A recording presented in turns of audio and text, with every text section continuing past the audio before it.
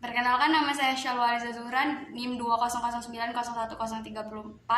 Pada kesempatan kali ini saya akan menjelaskan mengenai rekonstruksi terorisme dalam pandangan Jürgen Habermas.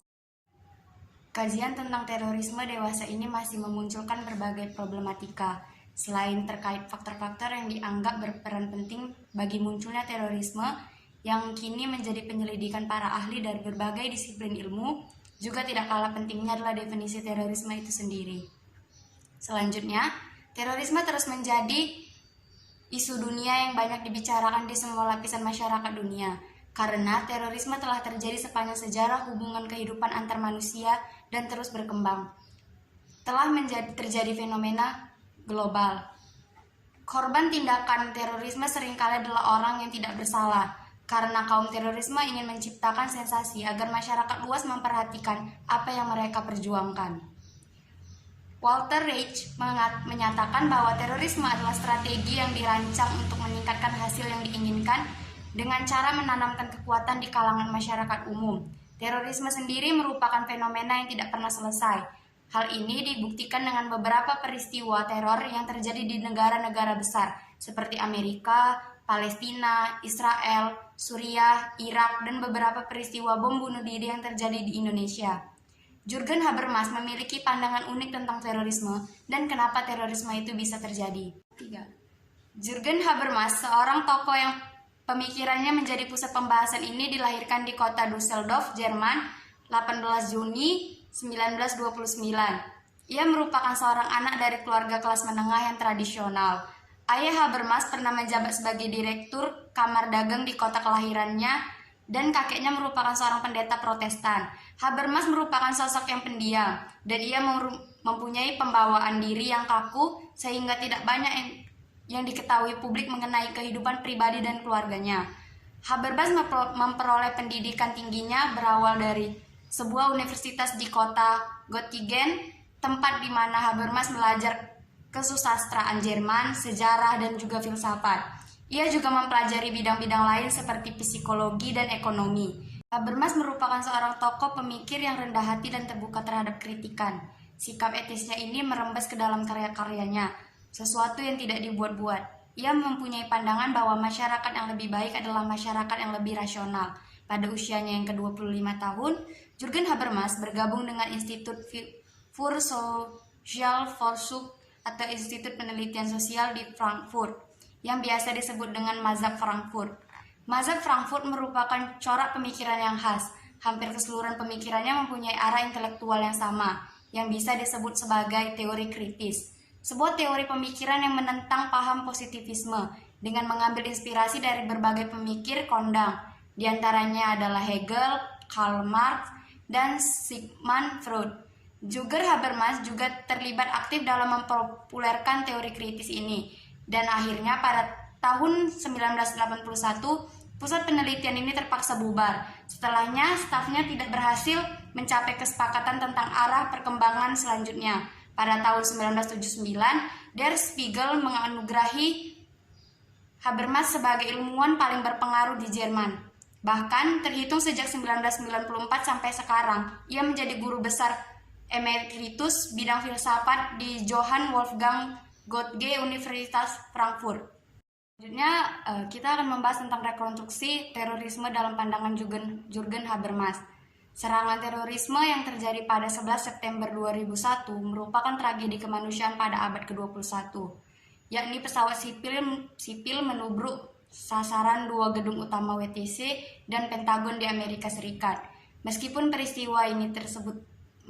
peristiwa tersebut telah berlalu, akan tetapi akan terus dicatat oleh sejarah sebagai bagian dari kejahatan tingkat dunia atau global crime. Atas kelangsungan kehidupan kemanusiaan modern, tragedi 11 September 2001 tersebut telah menjadi ancaman terhadap perdamaian dan keamanan dunia yang selalu muncul secara tidak terduga dan eksplosif.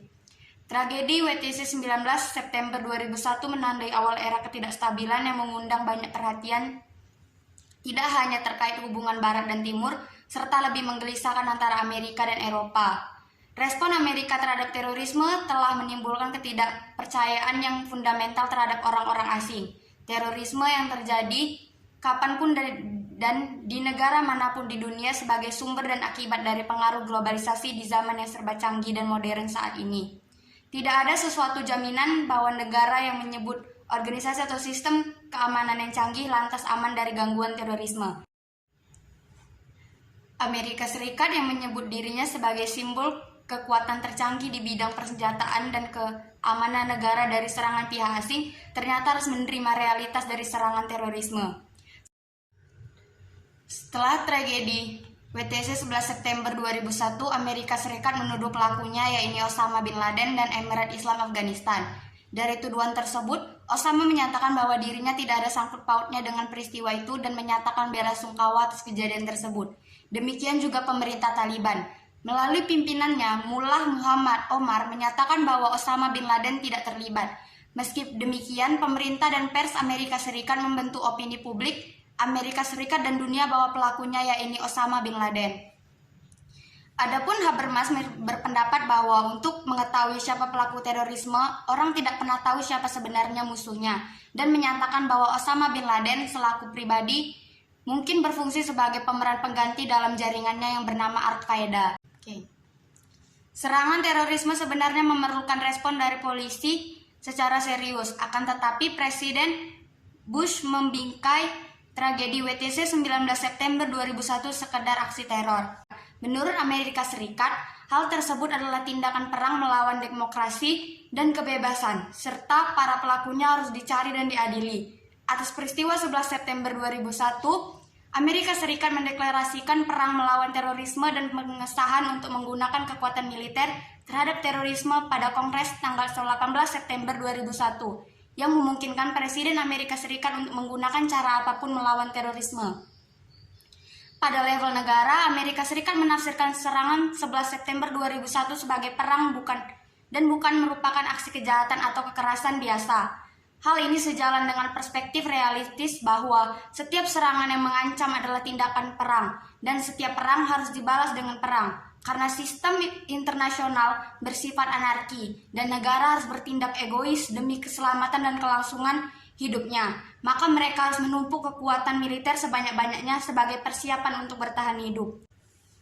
Adapun pendapat Habermas dalam menafsirkan peristiwa 11 September WTC sebagai sebuah pengumuman perang, yaitu istilah perang kurang sesuai. Secara moral kurang kontroversial daripada perang salib. Habermas memandang bahwa keputusan Presiden Bush mengumumkan seruan untuk perang melawan terorisme merupakan kekeliruan besar, baik secara normatif maupun pragmatis. Dalam pandangan Habermas, setiap agama niscaya mengimplikasikan suatu inti kepercayaan yang dogmatis, yang menjadi alasan mengapa setiap agama memerlukan suatu otoritas yang berwenang membuat perbedaan antara tafsiran dogma yang ortodok atau yang tidak ortodok.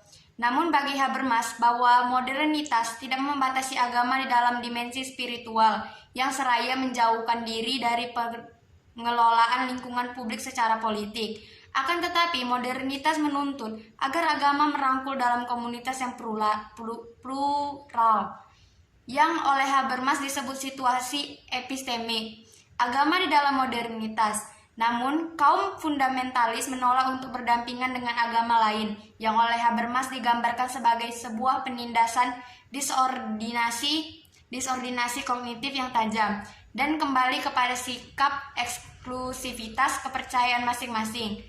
Padahal, setiap orang beragama berhak mendapat penghormatan yang sama, apakah ia Katolik, Kristen, Buddha, Hindu, orang-orang yang menganut kepercayaan atau tidak. Adapun mengenai kejahatan terorisme, Habermas mengemukakan apapun dalih dalam tindakan terorisme tidak dibenarkan dari sudut pandang moral, karena hal tersebut membunuh atau membuat orang lain menderita demi kepentingan diri sendiri. Kemudian, terorisme sering terkait dengan istilah fundamentalisme. Adapun secara fundamentalisme, Islam dengan fundamentalisme di awal abad modern, yakni kemungkinan ada dua motif yang saling berhubungan. Dua fenomena tersebut, yaitu reaksi melawan ketakutan akan tercabutnya gaya-gaya hidup tradisional dengan cara-cara kekerasan. Habermas membedakan 3 jenis terorisme, yaitu perang gerilya tanpa pandang bulu, perang gerilya paramiliter, dan terorisme global. Dalam argumentasi Habermas mengapa kekerasan terjadi, hal tersebut berasal dari teori kritis, yaitu aksi komunikatif. Menurut Habermas bahwa terorisme merupakan patologi yang merusak kekuatannya sendiri. Ia berpendapat bahwa spiral kekerasan, yaitu terputusnya komunikasi atau terdistorsi dalam komunikasi. Moral dalam masyarakat modern tidak lagi dilihat sebagai wujud pemenuhan diri, tetapi sebagai pemberi batas-batas yang menjamin kebebasan individu dalam hubungan kontraknya dengan individu lain. Dalam hubungan sosial antara individu dengan individu lain, bukan untuk menjadi partner dalam mengejar tujuan bersama, akan tetapi sebagai saingan untuk memenuhi kebutuhan individunya. Berkembangnya sikap individualisme menjadi semakin menipisnya rasa kesetiakawanan sosial dan orang semakin tega mengorbankan sesamanya. Dalam hal ini modernitas membawa perubahan sosial, yaitu semakin menipisnya nilai-nilai komunitas tradisional dan semakin berkembangnya sikap individualisme. Kemudian, globalisasi juga berdampak terciptanya spiral kekerasan karena membagi dunia dalam golongan para pemenang, penerima manfaat, dan pecundang yang lebih bersifat ekonomis. Habermas berpendapat bahwa penyebab penyakit komunikasi yang ditimbulkan oleh globalisasi bukan bersifat kultural, melainkan ekonomis. Dalam hal ekonomis, salah satunya yaitu sistem kapitalis dan stratifikasi masyarakat yang dapat mengakibatkan semakin menipisnya dialog. Adapun obat untuk melawan distorsi adalah komunikasi yang mengarah kepada kekerasan lintas budaya, ialah membangun kembali hubungan fundamental kepercayaan antar individu yang tidak menyebabkan terjadinya dominasi penindasan, di mana antara individu-individu saling berinteraksi. Dalam kehidupan sehari-hari, diskulturalisasi oleh praktik-praktik komunikasi memungkinkan kita saling memahami, sehingga bahwa kita sama-sama mempunyai latar belakang keyakinan, kebenaran budaya, dan pengharapan yang resiprokal. Kesimpulannya, peristiwa 11 September 2001 merupakan peristiwa bersejarah abad 21 yang memunculkan istilah terorisme yang mempunyai dampak historis dunia. Para terorisme yang menyerang Twin Towers dan Pentagon ialah penolakan atas jenis modernitas dan sekularisasi. Modernitas telah melahirkan kapitalis dan rasionalisasi hubungan sosial, di mana jenis rasionalisasi dalam kapitalisme yaitu di efisiensi dan efektivitas dalam mencapai tujuan. Kapitalisme berdampak terjadinya pembagian kelas sosial yang dalam hal ini antar individu terjadi persaingan, bukan menjadi partner mencapai tujuan bersama. Berkembangnya sikap individualisme menjadi semakin menipisnya rasa ketidakkawanan sosial dan orang semakin tega mengorbankan sesamanya. Dalam hal ini, modernitas membawa perubahan sosial, yakni semakin menipisnya nilai-nilai komunitas tradisional dan semakin berkembangnya sikap individualisme. Hal inilah yang menurut Habermas yang bisa menyebabkan munculnya spiral kekerasan karena terdistorsi dalam komunikasi. Selain modernitas, sekularisasi juga dapat memunculkan kekerasan di mana para fundamentalisme menginginkan kembalinya gaya-gaya tradisional, di mana agama dapat berekspansi dalam segala hal, misalnya rezim kontemporer di Iran atau gerakan-gerakan yang diilhami agama berjuang untuk membangun teokrasi.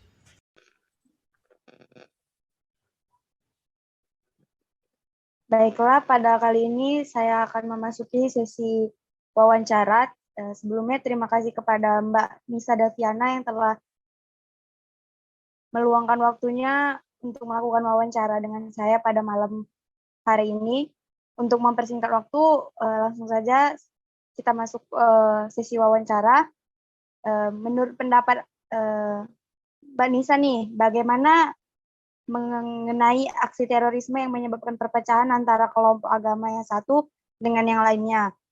Kan kita ketahui bahwa agama Islam itu kerap kali jadi atau diidentikan dengan aksi terorisme, sehingga memunculkan stereotip bahwa negara-negara Islam merupakan negara-negara yang berpotensi menghasilkan aksi terorisme, sehingga berdampak pada adanya diskriminasi terhadap penganut agama Islam yang minoritas di negara lain. Nah, bagaimana menurut pendapat Mbak Nisa sendiri? Baik, terima kasih. Kalau menurut saya, ini jelas menjadi ancaman khususnya bagi suatu negara, terutama di Indonesia. Bahwa kan seharusnya itu setiap agama itu berhak bebas ya. Jadi mereka itu Tiap-tiap umat beragama harusnya bisa hidup dengan damai tanpa adanya suatu kekhawatiran atau ketakutan akan klaim suatu kaum. Menurut saya hal ini juga terjadi karena adanya kesimpang siuran informasi yang terus-terusan terjadi dengan banyaknya yang mengkambing hitamkan suatu agama sebagai bentuk terorisme dan radikalisme. Peran utama yang makin banyak mencuatkan berita-berita bahwa perilaku terorisme itu berasal dari satu kaum. Itu kan berdasarkan media ya. Kita tidak tahu siapa dalang yang jelas di balik media-media tersebut. Bisa saja tujuannya itu memang sebagai bentuk provokator ataupun pemecah belah bangsa. Nah, dari media itulah opini itu gampang dibentuk yang tentu saja pastinya belum tentu benar. Nah, kemudian hal ini juga bisa terjadi itu kalau dari ditinjau dari dunia internasionalnya mungkin bisa jadi adanya satu kelompok yang ingin menguasai dunia. Sehingga adanya ketakutan dari kelompok yang ingin menguasai dunia itu ketakutan akan kelompok lain. Dia takut kalau kelompoknya itu terancam gitu. Sehingga dia eh, melakukan pembentukan opini melalui media-media. Nah, kemudian terkait dengan yang Salwa bilang tadi bahwa seringkali terorisme ini dikaitkan dengan Islam. Terorisme ini contohnya seringkali dikaitkan dengan jihad, di mana yang diketahui kalau konsep jihad itu sama terorisme ini pasti berbeda. Jihad sendiri itu memang memiliki arti yang untuk berusaha mati-matian mengerahkan kemampuan dalam memerangi dan melawan musuh. Padahal jihad itu pun tidak selalu berkaitan dengan yang namanya aktivitas fisik gitu, seperti membuat keributan secara langsung. Bisa juga jihad dengan melawan nafsu atau menahan nafsu seperti itu. Nah, jihad ini kan dilakukan ketika kaum muslimin itu merasa terzolimi dengan orang-orang yang ingin mengeksploitasi dan meneror terus-terusan. Seperti contohnya Amerika Serikat yang ingin menguasai minyak Irak. Nah, itulah salah satu termasuk pemicunya. Nah, Barat yang negara Amerika Serikat yang merupakan negara yang kuat ini, pastinya dia bisa memegang media dunia ini dengan sangat mudah untuk membolak-balikan fakta. Itu menurut saya.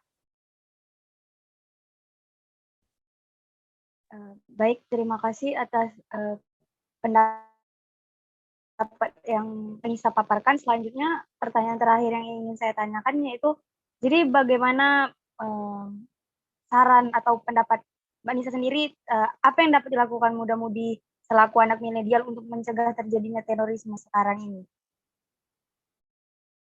Baik, menurut saya cara para kaum muda untuk mencegah terorisme yang kita tahu bahwa seharusnya kaum muda itu kan harus membawa perubahan kan dan memang menjadi sarana utama untuk melawan terorisme dan radikalisme.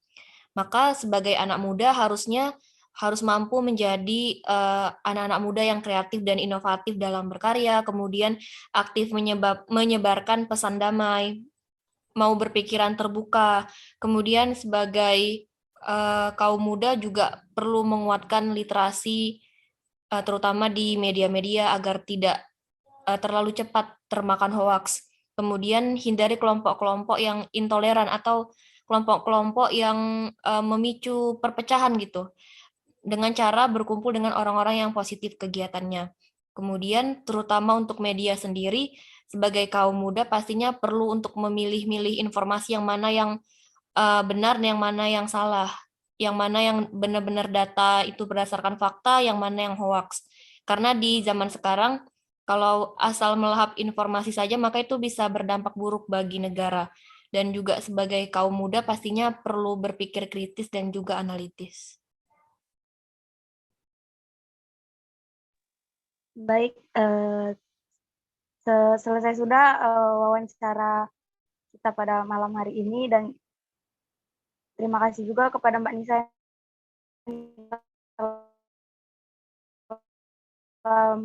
waktu yang diluangkan. Sekian malam hari ini. Wassalamualaikum warahmatullahi wabarakatuh.